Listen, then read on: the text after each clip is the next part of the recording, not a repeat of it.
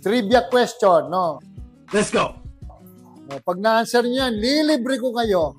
Oh my God! Bakit po sa mga lahat ng traffic sign na yan, halos magkakapareho yung shape, maliban dito sa stop?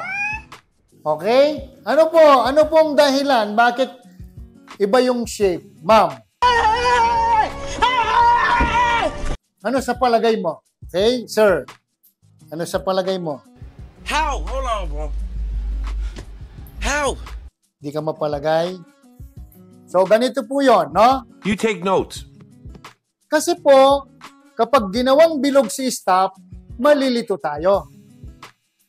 Kaya naging octagonal shape siya, kahit na nakatalikod yan, alam mo na stop. You can easily identify it. Amazing. Yeah. Amazing. Correct? Kasi po, pag bilog yan, triangle yan, nukor niya yung stop yan, di ba? Magkukos ka ng accident or ikaw yung ma-aksidente. That's correct. Pero kapag ganyan siya, stop yan. Kahit nakatalikod yan, alam mo na stop kasi shape niya is octagonal shape. Okay? Perfect.